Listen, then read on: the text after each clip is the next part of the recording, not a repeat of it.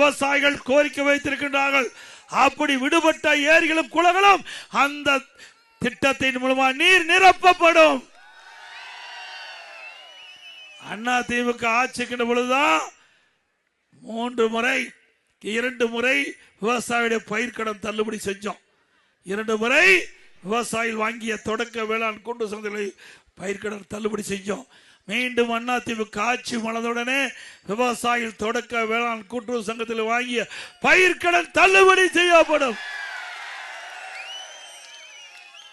அதே போல குடிமராமத்து திட்டம், அங்க இருக்கின்ற பக்கத்தில் இருக்கிற ஏரி, குளம், குட்டை, மேட்டூர் டேம் அனைத்திலும் விவசாயிகள் விரும்பியவாறு அந்த ஏரி இருக்கிற வண்டல் மண்ணை அள்ளி விவசாயிகள் அவருடைய நிலத்திற்கு இயற்கை உரமா பயன்படுத்தினாங்க. இந்த அரசாங்கம் வந்தவுடனே அதை தடுத்து நிறுத்தப்பட்டு விட்டது.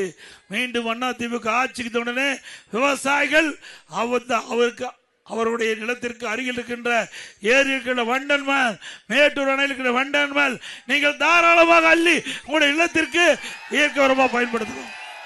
அண்ணா திமுக ஆட்சி இருக்கின்ற பொழுது 24 மணி நேரம் விவசாயியுடைய பம்பு செட்டுக்கு மும்முனை மின்சாரம் கொடுத்தோம். இப்ப ஷிப்ட் போற கொடுக்குறீங்க. ராத்திரி 12 மணிக்கு போய் தண்ணி கட்ட முடியுமா? தோட்டத்தில் சாலையில் தண்ணி கட்டி பார்த்துருந்தா தெரியும். விவசாயத்துக்கு தண்ணி பாய்ச்சி பார்த்துருந்தா தெரியும். இன்னைக்கு விஷ பூச்சி கடிச்சா யார் காப்பாத்துறது? விவசாயினா இலக்காரமா இருக்குது ஸ்டாலினுக்கு. இந்த தேர்தலில் விவசாய பெருமக்கள், விவசாய தொழிலாளர்கள் தகுந்த பதிலடி கொடுப்பீங்களா?